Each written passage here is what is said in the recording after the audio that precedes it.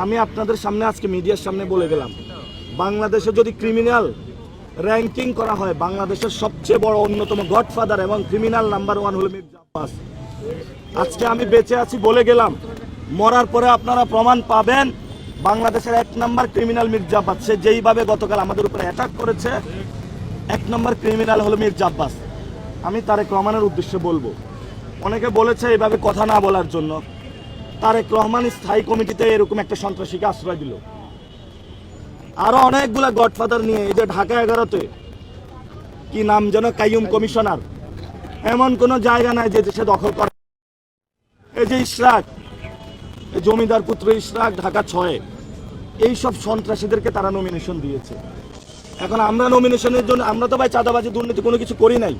আপনি আমার সম্পর্কে খোঁজ নেন, আমার 1 টাকার দুর্নীতির অভিযোগ নাই। কমিশন দুর্নীতি, চাঁদাবাজ, সন্ত্রাসীদেরকে নমিনেশন দিবে না, নিয়ম করেছে। এখন মানুষ ভোট দেওয়ার আগে ইলেকশন কমিশন গোল দিয়ে দিয়েছে।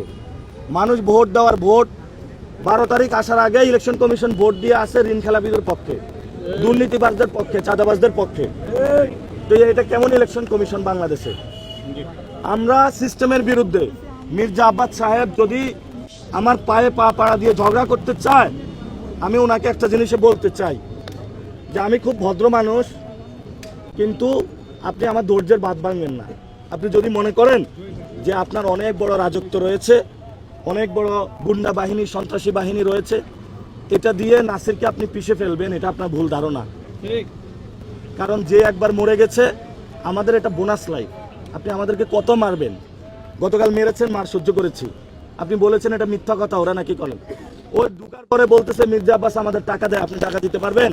না, আমার কাছে টাকা নেই, আমি কই থেকে টাকা দিব ভাই?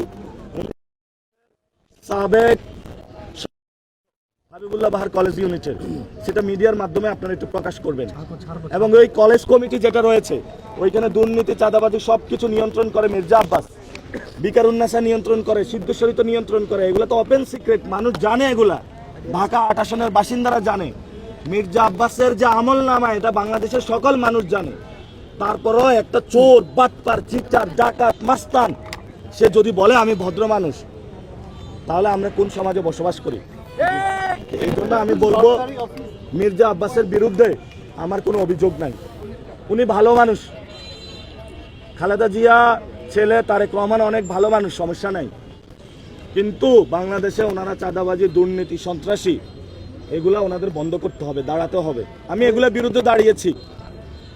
আমি ভোট কয়টা পাই না পাই, কিন্তু আমি বলেছি বাংলাদেশে যতদিন জীবন থাকবে চাঁদাবাজি, সন্ত্রাসী, দুর্নীতির বিরুদ্ধে ইনসাফের বাংলাদেশ কায়েমে, বৈষম্যহীন বাংলাদেশ প্রতিষ্ঠায় আমি কাজ করে যাব ইনশাআল্লাহ।